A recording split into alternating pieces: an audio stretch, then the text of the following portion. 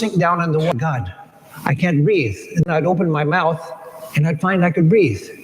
And I would think in the dream, I still remember it clearly, the vividness of children's dreams. I would think, people told me I couldn't breathe underwater. I can breathe, that's no problem. Why did they tell me I couldn't breathe? It's easy, you just breathe. And so it made perfect sense. Of course, in the waking state, I couldn't try that because it wouldn't work. So with the dream state and the waking state, the main difference is that the waking state has permanence, it continues, whereas the dream state changes even within one night, it changes several times. Deep sleep, this whole world disappears, dreams disappear, even my sense of identity disappears. In the dream, I have a different sense of identity. I'm not the same person in the dream. That's why in the Upanishads, in the Mandukya Upanishad, they give a different name for the dreamer from the waking person. In the waking state, I'm Vishwa. In the dream state, I'm Taijasa. Because I have a different sense of identity in the dream. But in the deep sleep state, I don't have any identity at all. There's just absence.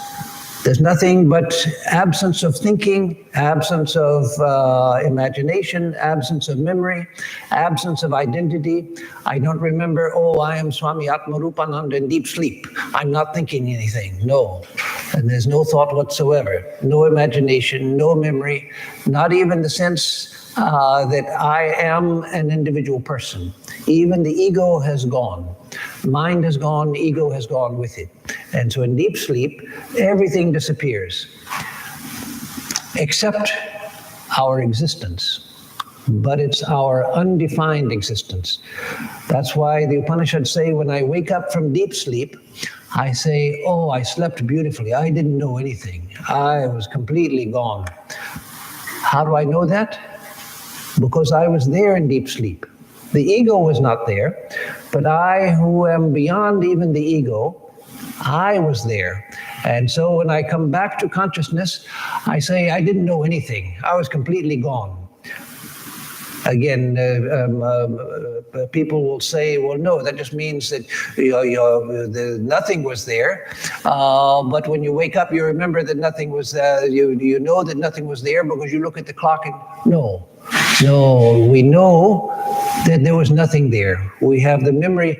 I was completely gone. It was so wonderful. It was so wonderful. I wish I could sleep some more like that. On nights when we have a deep, profound sleep, we think, oh my God, what wonderful sleep I had last night. I was completely gone. And so the deep sleep state, the dream state, and the waking state reveal certain important things about us. But first, let me, in tying it into Vriji's question, let me connect that to the cosmic scale. So it's said that the universe and the individual are made on the same scale because they are reflections of each other. That the individual reflects the cosmic and the cosmic reflects the individual. And so at the cosmic scale, Ishvara, God, not one of the minor deities like Indra, Varuna, etc., but God, Ishvara, Shiva, Vishnu, Devi, that Ishvara, is compared to the deep sleep state. That is, Ishvara is the cause of everything. Why is that related to the deep sleep state? Because it's out of the deep sleep state that the dream and the waking states come. That's different from our usual thinking. We have become so colored by modern scientific thinking. And again, by saying that, I don't mean that Vedanta is against science. But science comes with certain prejudices. There is a prejudice in science. First of all, science, if you take the scientific attitude, not the method, there's no prejudice in the method, but if you take the scientific attitude with which we are trained in science, then that is important which is measurable. That is important which exists in space and time, which you can measure. That is important which is quantifiable, which means measurable. That is important which is external. That is important, which everybody agrees exists. And the other prejudice, basic prejudice of much of modern science, is that matter is the basic reality. It's out of matter that everything comes. So you start with matter, and matter begins to combine in different, more and more complex things until you start getting organic chemicals. You go from the inorganic to the organic, and then you get organic chemicals in this a certain configuration, and then suddenly you have life. And then life starts from single cellular life, or even more primitive, from a virus up to single cellular life. And then you get colonies of cells, and then the colonies of cells start to behave like an organism, and then you begin to get more and more complex organisms until you get to human beings with full self-reflective consciousness. And so you see that the scientific viewpoint, it's not part of the scientific method. It's part of the scientific prejudice that we start with. It has nothing to do with science itself as a method. It has to do with what people who began the scientific search took for granted as real. They took matter as real. They didn't. The question of consciousness wasn't even there. Consciousness is the strangest thing. Once you understand from a Vedantic standpoint that consciousness is the basic reality. Without consciousness, there's nothing. It's consciousness that shows that there is a world. It's consciousness that shows that there is a dream state. Consciousness which shows there's a deep sleep state. Without consciousness, there's absolutely nothing. And yet, modern science begins with the prejudice that matter is the basic reality. Matter is the only thing that we know. Religious superstitions should be abolished because they're just superstitions. Matter is what we know. No, matter is not what we know. I won't go into that. I've spoken on that on other occasions, why it is that we don't know matter and why it is that we do know consciousness. But anyway, coming back to the three states and their connection to the cosmic, we begin from the modern prejudice that you start with the external and with the dead, dull, and sentient matter, and then you grow big. No. That's contrary to our own direct experience, but we don't even examine our experience. And so the Vedantic view is that you start with the self, which is the eternal Atman, the Paramatman, the eternal self, which is consciousness itself, which is luminosity itself, which is reality itself. And then why is it that I don't know myself? Why don't I know that I am one with God? Why don't I know that I am the reality? It's because a veil has come over me of forgetfulness. This may sound highly abstract, highly theoretical, but this is experiential. This is experiential. It's not experiential for now because we haven't examined ourselves. But if we do, we find that this explains our experience like nothing else does, and that eventually we can come to experience the truth of it in direct experience, not conceptual, not thinking about it, but actual realization that this is true. So we are the self, the infinite self, which is consciousness itself. And then there's a veil which comes over consciousness, a veil of forgetfulness. We forget who we are. And that is the state of deep sleep. In the state of deep sleep, we forget who we are. And we're just in a state of ignorance. I don't know anything. I didn't know anything. But in the English saying, ignorance is bliss, that's true from a Vedantic standpoint also, because in deep sleep, we're ignorant of everything, and deep sleep is blissful. So deep sleep bliss is ignorance. Not what the English saying points to as ignorance, no, but the real ignorance of deep sleep is blissful. And out of deep sleep comes the dream state. That is where everything is mental. Everything is mental. And out of the dream state comes the waking state, where the mental becomes solidified as durable matter, durable things. And so in the same process, at the cosmic level, you have Ishvara. Well, first you have Brahman, which is the infinite reality, which is the same as the Atman. I am Atma Brahma. This Atman is Brahman itself. So the self, which I am, which you are, is Brahman itself. And so you have Brahman at the cosmic level also, which is the same as at the individual level. There's no difference between the Atman individually and Brahman cosmically. So at that level, there's only oneness or non-duality. But then out of that comes this veil of ignorance for the individual. But at the cosmic, because it is cosmic, because it is the totality, you don't have ignorance, but you have Maya. You don't have avidya, but you have Maya, the creative power of God, which Sri Krishna says in the Gita, that out of his Maya, he bodies himself forth.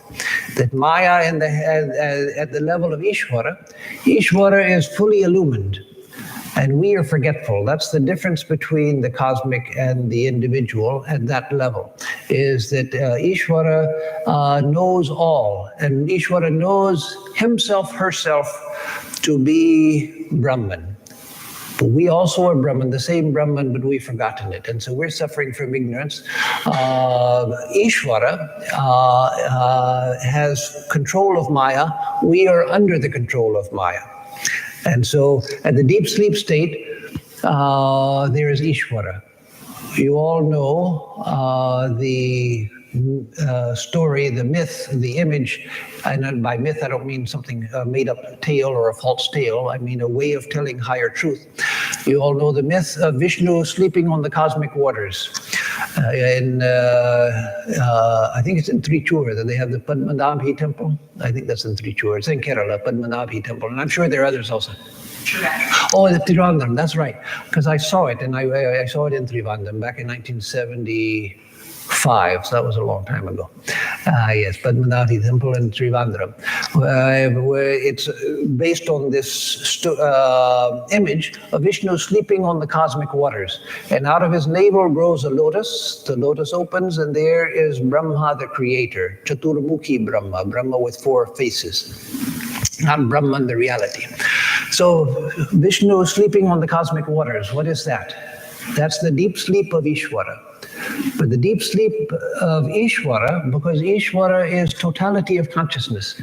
And so deep sleep of Ishvara is samadhi. For the individual, deep sleep is forgetfulness. But for Ishvara, it's samadhi. And so Ishvara is in the cosmic deep sleep of samadhi. No thought, nothing. But then out of that comes the lotus, which gives birth to Padmaja, Brahma, the creator. And so the creator in the mythology has four faces. That's because he's looking in four directions, meaning that this whole universe has been imagined in the mind of Brahma. Brahma's mind is the whole universe. So Brahma can't be looking just this way, because the whole universe exists in Brahma's mind, so he has to look in all ways. And you could say, well, what about up and below? Well, yes, that too, but they figured four is enough.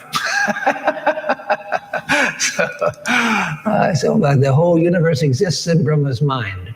So this world is imagined in the mind of Brahma, and we imagine a world in deep sleep. So we're doing the same thing as Brahma. I mean, not in deep sleep, in dream state. In dream state, we're doing the same thing as Brahma. We're creating a world. Brahma creates this whole vast universe in his mind, and we create a world in our own mind every night. Doing the same, it's all built on the same principle. Only Brahma is cosmic and so vast and illuminated. And we are individual, forgetful of our connection to the cosmic. We're just isolated in our own little dream world. But our dream world is taking place within Brahma. Our dream world is part of Brahma's dream. It's our contribution to Brahma's dream. But that also happens within Brahma. And then Brahma's mental world, mental creation, that takes on physical solidity and becomes this waking state. And there, we call that on the cosmic scale Virat. We call that Virat. And so this physical universe is the world of Virat. So that's why Swami Vivekananda said, worship Virat. That is, worship God in the cosmic form. This is the cosmic form of God. It's Brahman becoming Ishvara, and then imagined by Brahma into Virat. And so this Virat which we see, it all comes from there. This is all God. This is nothing but God. Everything is God. This is God. So then a person says, well, you mean God is a stone? No. The stone isn't even a stone. If I knew what this was, I would see the luminous, conscious being of God. I would see consciousness and not matter. I would see that it's consciousness which has appeared as a stone, but pure consciousness appearing as a stone, pure consciousness appearing as a desk. The deskness disappears, the materiality disappears, and I see the luminous being of God. And so, again, you have the deep sleep state where forgetful of who I am. At the cosmic scale, you have Ishvara, who remembers who he is because he's cosmic. But the same thing, it's said that even us individuals, if we could enter into deep sleep state consciously, that would be samadhi. We would be illumined. That's actually a practice some undergo, but it's a dangerous practice. Swami Turiyananda, the disciple of Sri Ramakrishna, he did that. And temporarily, and for a fair amount of time, he lost the power to sleep, which of course the body can't sustain that. The ordinary body can't sustain that for long. So he had to relearn the ability to sleep. But he made a practice of trying to go into deep sleep consciously, because if we do that, that is the state of samadhi. So for Vishnu or Shiva or Kali or Durga, whomever, Lakshmi, it is the state of samadhi. For Ishvara, it is the state of samadhi. And for us, it's the state of forgetfulness. And then out of that comes the dream, and our individual dream, or the dream of this universe, the cosmic dream of Brahma. And then out of that, we wake up into the waking state of durable things that last for a long time, for a kalpa. And out of Brahma comes the waking state, and in the waking state, that same reality is known as Virat. The consciousness, the cosmic consciousness which identifies with this physical universe as its body, which recognizes I am, this physical universe is my body, that is known as Virat. That same consciousness which identifies with the cosmic mind as this mind is my mind, that is known as Brahma. And that consciousness, infinite consciousness, which identifies itself with the spirit itself and knows that it is the soul of all souls, that is Ishvara. So Ishvara is the soul of all souls, Brahma is the cosmic mind in which all minds exist, and Virat is the cosmic ocean of matter, the consciousness identified with the ocean of matter, of which our bodies are little parts. And so that's why this connection is made between the three states, and Virat, Hiranyagarbha or Brahma, and Ishvara or God. And so these are the three states. So again, you start from consciousness, then you forget who you are. Or in the case of Ishvara, it doesn't forget, but manifests out of that pure consciousness. And then out of that comes this physical universe. So let me see if there's another question. Yes, I saw this one first, and then we'll go. I said how to relate it with the earthly. Oh, that's right. Let me finish that. I'll just deal with that shortly, and then give it to you, and then to you, Rishi. So, how to relate it to bhakti? That by recognizing that Ishvara is the source of Sarah, let me start from another standpoint. And that is that if this universe is God, if God has manifested in this universe, then let me worship everything here as God. Let me look on everyone and everything as God. Let me see everyone and everything as God. So one way of relating it to bhakti is to recognize that this whole universe is God, is divine. Not that God has become the universe, but this universe is an appearance of God. Let me try to look through the material veil of the universe and see the divine light shining in everything. Because all of this is made out of nothing but divine light. But we've forgotten it. And so try to wake myself up and see everything as God. So let me also try to behave as if everything is God. I don't see it yet. I'm not a realized soul. I haven't realized it, but I've understood it. So now let me try to behave as if this is a divine universe, not a universe of people. I like some people. I don't like some people. I hate this person. I love that person. This is good. That is bad. No, try to see everything as a manifestation of God, and then relate to the universe as if it were a divine universe, even with things that apparently are insentient, like a piece of stone. Let me not say, throw it away. No, let me please let me do everything lovingly, and be careful over there. You're right in the path.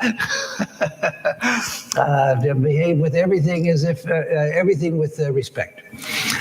When in the dream state is the same state as that in which we see spiritual visions. If I have a vision of my Ishta Devata, my chosen ideal, it's the same power of mind which is presenting the chosen ideal, revealing the chosen ideal to me as I have in a dream state. But in my dream state, I go into the dream state unconsciously and don't know what I'm doing, and all sorts of crazy things happen. And when I wake up, I say it didn't make any sense. It was all stupid, and so many stupid things happened. But no, that shows the tremendous creative power of the mind. And so let me know that the dream state shows the power of the mind, and it's that power of the mind which is behind the manifestation of spiritual visions. Now, the spiritual visions are not created by the mind, but they are manifested by that power. That is, in a real spiritual vision, there's a revelation from the side of God, from the side of the deity.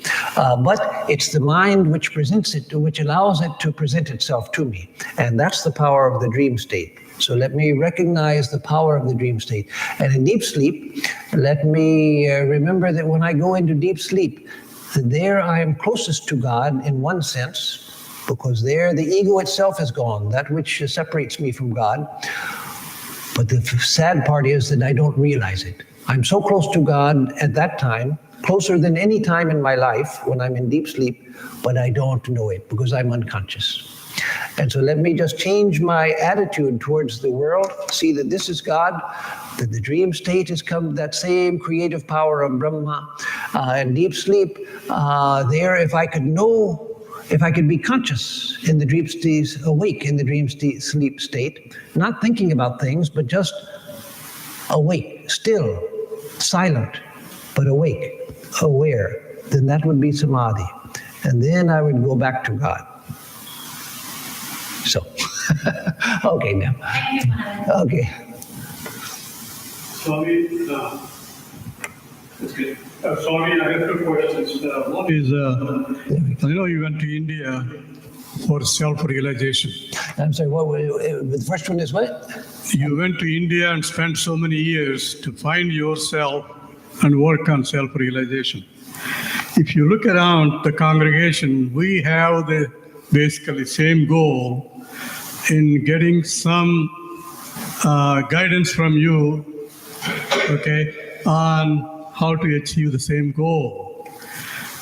By listening to your lectures, give us some idea of your theme in helping us to get to the self-realization. That is the first question. Second question is, science is telling us 95% is the dark matter out there. Only the known universe is only 5% of the existence. Okay, Gita says, follow Dharma and the right path, and you become enlightened. The question is, how do we connect both? If 95% is dark, unknown matter, and here Gita says, work on the 5%. So give us, connect those two. Well, first, the first question about How to attain self-realization? Well, that's basically everything we talk about here has some connection to that. Not everybody has a different temperament. And so if you take every single person in this room, and many of our people are gone today because one of our members is having a party right now, and so everyone, most people are there. But if you had the regular people here, most of the regular people here today also, then we'd have even more individuals, each one with a different temperament.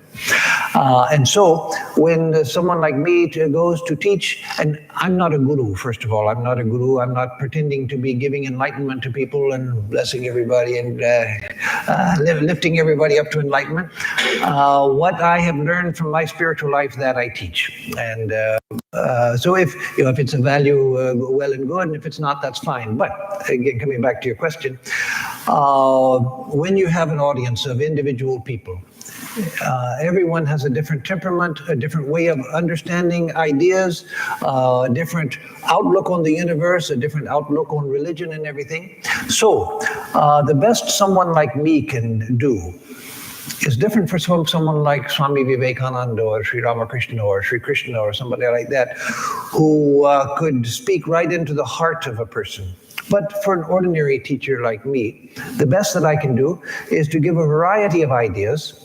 And some people will like some of them, other people will like others of them. And some people won't like any of them. And that's okay. That's okay. That's the best we can do. So to give, as Swami Vivekananda said, he taught in the shotgun method. The shotgun,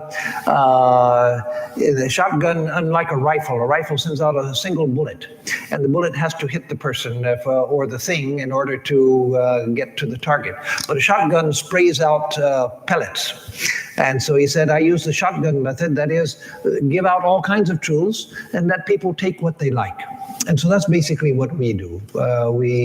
From what we've understood and what we have practiced and what we have seen and the little bit that we might have experienced, then we teach from that and hope that some people at least are benefited. But we can't really do more than that. That's as I sometimes say, that's why Swami Vivekananda is there and I'm not. If I were like Vivekananda, then people would have put me there. But someone like Vivekananda, he could speak to your heart, and Sri Ramakrishna and Holy Mother, of course, Sri Krishna, Sri Ram, other great world teachers. They could speak directly to the heart of everyone in this room and plant the truth in your heart. Ordinary teachers can't do that. We can talk about what we've understood, what we've practiced, what little we might have experienced, and hope that it creates some sort of sympathetic vibration in the minds and hearts of a few others.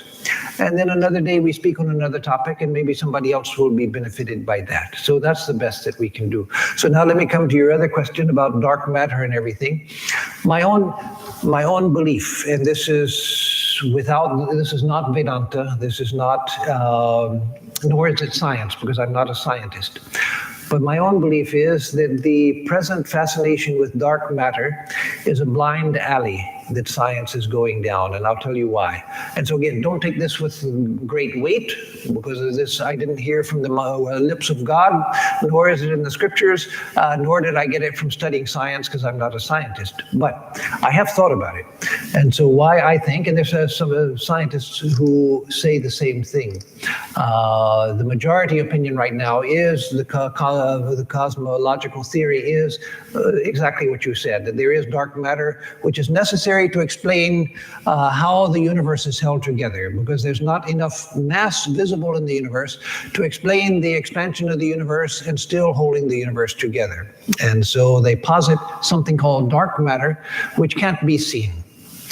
But some scientists say, and I agree with them, that is because of a flaw in the basic theory. To posit something which can't be seen and can't be experienced in order to explain what is seen, that's because we're missing the fuller picture. And so dark matter is posited, is theorized to exist just because our theories don't work otherwise. That's the only reason for saying that dark matter exists. And it's the only way these cosmologists have found to make their theories work. So to my thinking, and the thinking of a minority of scientists also, that's because the original theory itself is faulty. It's not a complete theory. When you have to posit something which you can't find in order to make what you do find work, then there's a basic flaw there.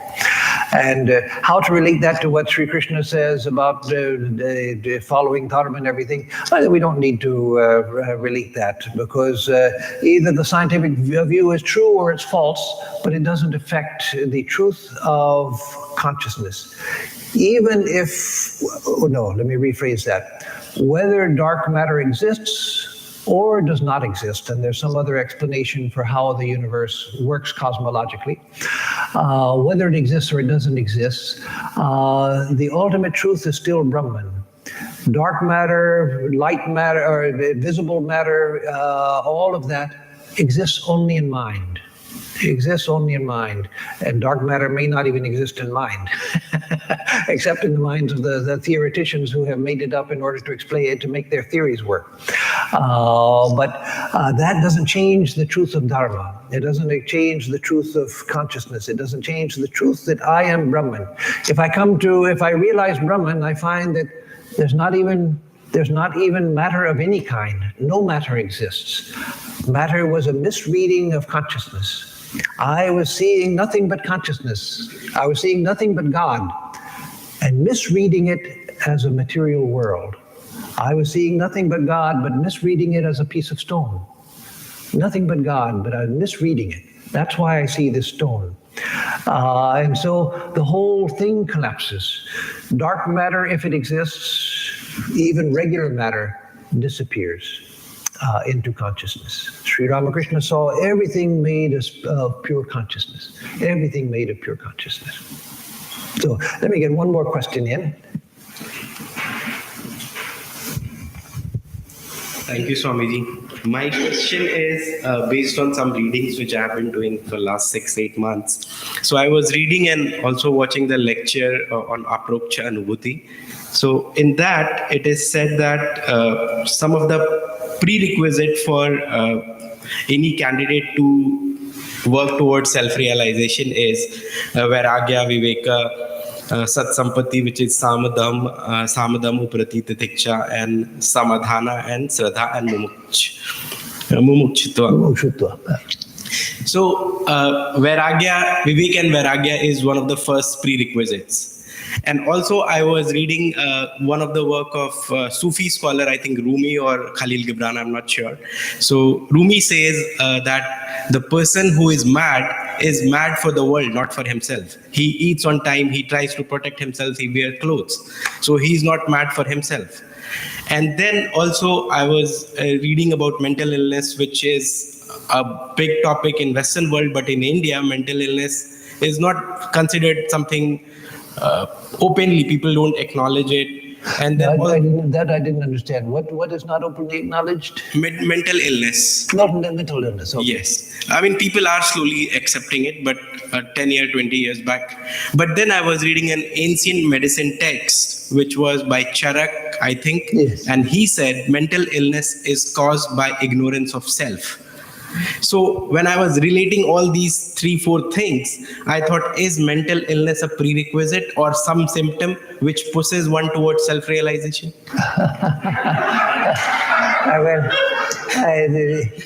When I joined the order many years ago, 50 years ago this year, when I joined the order, the Swami I joined under, he was from Maharashtra, Swami Bhashyanandaji. And he used to tell us that nobody joins the Ramakrishna mission unless they have a few screws loose. Yeah. And who would be crazy enough to join the Ramakrishna mission unless they had a few screws loose? So, but more seriously, Sri Ramakrishna used to say that everyone in the world is mad. I mean, everyone is mentally ill. But some are mad after name and fame, some are mad after pleasure, some are mad after all success, people are mad after a variety of things. But he said, why not be mad after God? And so now that, of course, he was not using mad in a technical psychological sense, because in the psychological sense, mental illness means that the mind is unable to function in a way that allows a normal life, a normal functioning, where you have to get up every day and go to work, you have to adjust with other people, you have to be able to interact with other people in a normal way. And when things happen in your life, you have to be able to handle it to some degree. You may get a little excited or something, but that's natural. That's within the realm of normal. So in modern psychology, a normal life, a normal state of mind means that an operational state of mind, that you're able to do the things that you need to do and function as a normal person. So it's a very, very generalized definition of mental health. But the definition of mental illness as a non-awareness of the self, that's a very interesting definition. Whether that was Chanak or Sushruta, which of the early Ayurvedic sages came up with that definition. It's a very interesting definition and an apt definition. One of the things you find in mental illness is what is called a psychotic break. Now, there's neurosis where you have obsessions and things. So that's a different thing. That's a person with the neurosis can still be within the realm of the normal and can still function with just little peculiarities. But if there's a psychotic break, if there's a break in our perception of reality and our way of thinking, then that's a very serious thing. Psychosis is neurosis. That's a relative mental problem which can be dealt with. Psychosis means that there's a very serious break with reality. And one of the interesting things about certain states of psychosis, like schizophrenia, is that they have similarities, not the same, but similarities to mystical states, spiritual states. That the people who you find in the paintings of Van Gogh, the Dutch artist, in his paintings, you find the sense of vitality and of cosmic vitality and unity pervading everything, which he was able to convey. But he was suffering terribly from mental problems. He was a good man, and he was a spiritually minded man, a religiously minded man, but he had a break from reality. And yet you find that there was this similar, many people who have psychotic breaks, they often have some sort of perception of unity. Not all, but some do. And I'm not a psychologist. I haven't studied these things, so I don't know. I don't have an explanation for that. But anyway, a person who does suffer from psychosis is a person who has, in some sense, lost their bearings. That is, they have lost the connection with a stable sense of self, which allows them to pursue a goal, whether that goal is material, or intellectual, or spiritual. The first criterion for spiritual life, the most basic requisite for spiritual life is basic sanity. Basic sanity. I mean, a person who's a little neurotic, yes, they can overcome that and can become spiritual also. But the most basic requisite for leading a spiritual life is that the mind has to be more or less normal. Peculiarities are okay, but more or less normal. And that's because defining normalcy in the very broad sense of just a person who is able to function normally and is seen by other people as being basically normal. What that allows us is to pursue a course of action. It allows us to, if we come to spiritual life, we want to understand what is the nature of spiritual life. Why should I follow spiritual life? I have to follow a course of practice. All of that takes discipline, and discipline requires a sense of a sense of self. Without that, and here I'm not talking about Brahman or Atman. I'm talking about the ordinary sense of self. That I, Swami Atmarupananda, or I, Rishi, or I, whoever, I'm going to follow this course of discipline because I want that. And normal state of mind allows me to follow that, with greater or lesser success, depending on my other personal qualities and problems and so forth. So a basic mental stability is essential in order to pursue spiritual life. Much of spiritual life can be seen as a deepening of the mental stability. We want to attain in spiritual life, we want to attain to an ekagra state, a concentrated state, a one-pointed state. That takes tremendous integrity of mind.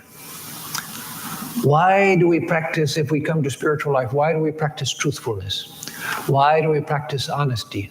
Why do we practice goodness? Why do we practice unselfishness and other qualities? Because that brings a deeper integrity of the mind. If I'm always lying, and then the problem with lying is you tell one lie and then you have to tell 10 more to cover up for that lie. And then you have to tell 10 more for each of those cover-ups in order to cover up those cover-ups. And so lying builds on itself. And pretty soon you're living in a web of falsehood. No integrated self is possible in that state. So there are other reasons for being truthful, but from a purely pragmatic, from a purely practical standpoint, I should be truthful because that gives integrity to my mind. It makes my mind whole, and I'm able to give the whole of my mind to what I do. So it's not that people who suffer from mental illness are untruthful. No, I don't mean that. But that is why a person who has the basic normal state of mind in order to pursue spiritual practice has to be truthful as one of the qualities, because it gives integrity of mind.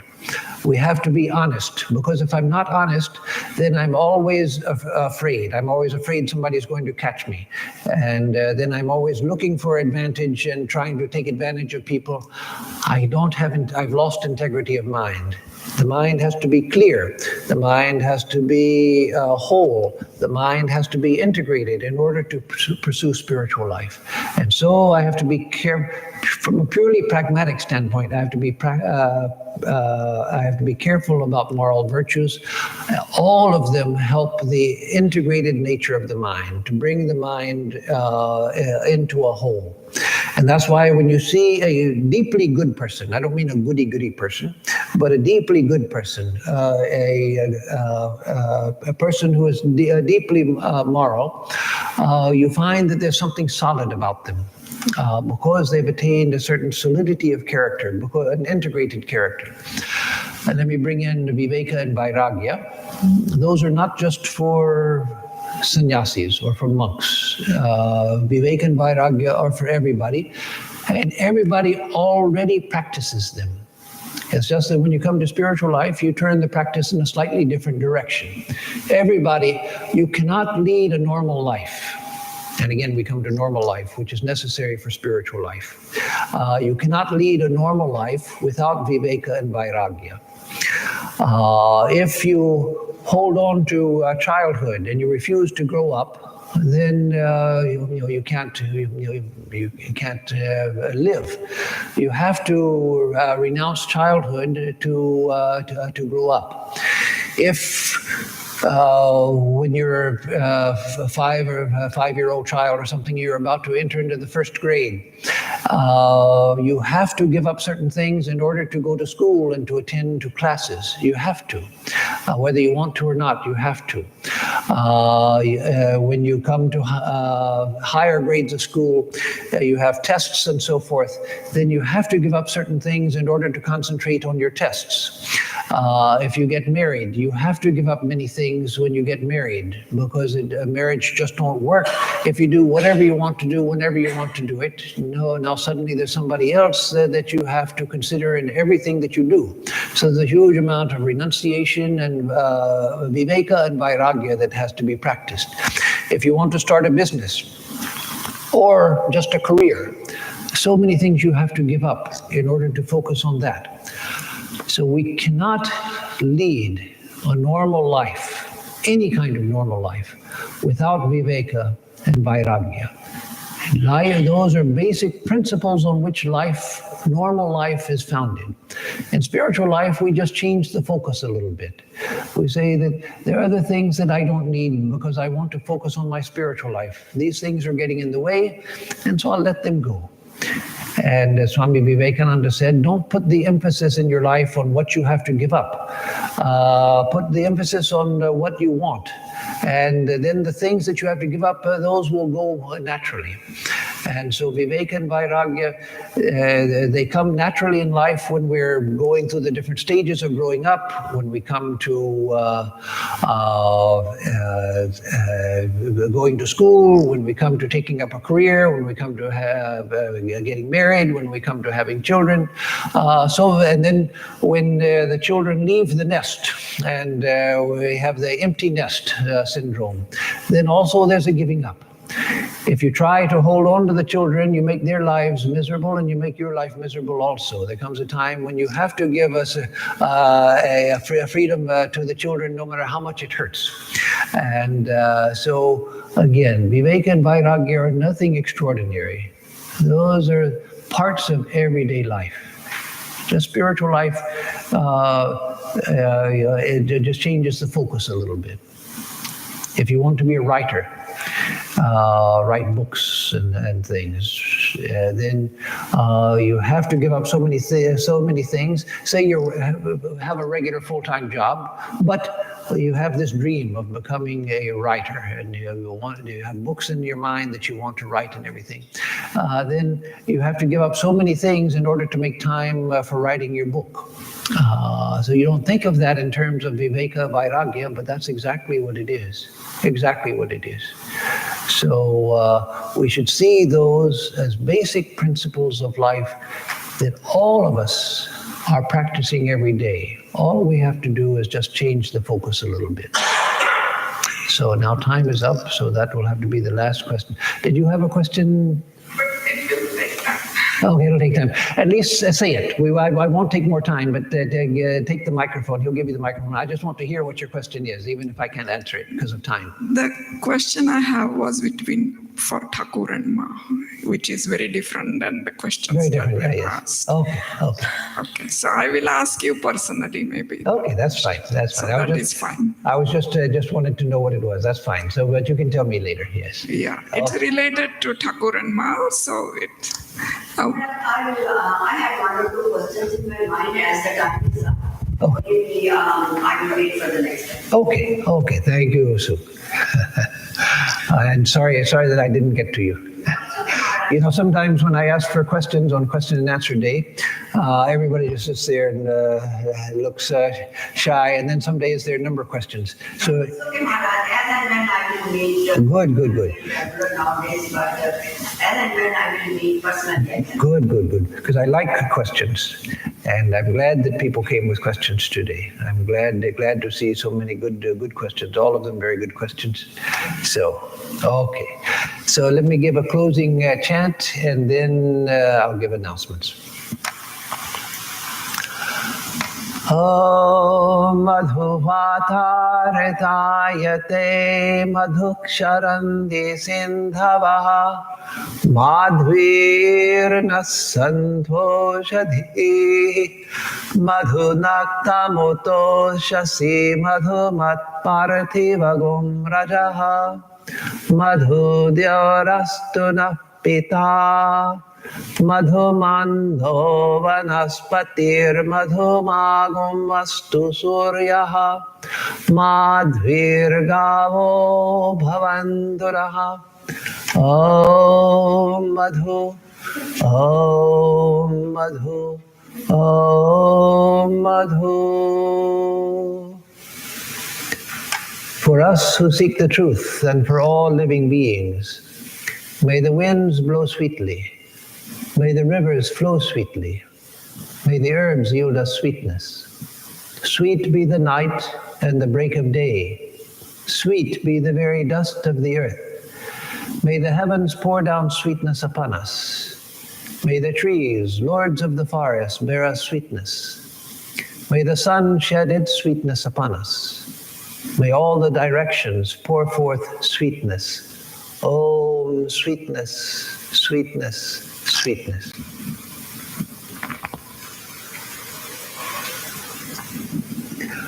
So for announcements, Tuesday I will not be here, so there will be no Gita class this Tuesday. The following week it'll continue, but this I'm leaving tomorrow for North Dakota to give a couple of talks there. So this Tuesday no class, but I will be back for the Thursday morning class on the Gospel of Sri Ramakrishna, the 11 o'clock morning class on the Gospel of Sri Ramakrishna this Thursday. On Sunday there will be no lecture. I sent out at the beginning of the month a notice about all the activities of the month, in which I put a lecture for this coming next Sunday, but that we've canceled because that Sunday we have Kali Puja at night. And so the devotees need Sunday noon for preparations for the Kali Puja. So no lecture next Sunday. But we will have Kali Puja, to which all of you are invited. It will start at 7 o'clock here. And by 9 o'clock, we will have the devotee Pushpanjali and Arati. And then prasad will be served to everyone. So everyone is invited for Kali Puja on this Sunday, which is the actual day, the tithi, or the lunar day of Kali Puja. So those are the announcements for now. So now we'll have Arati for those who can stay, and for any of you who have not been here on a Sunday before, we have Arati if you can stay for that, and then everyone is invited to stay for lunch after the Arati. So.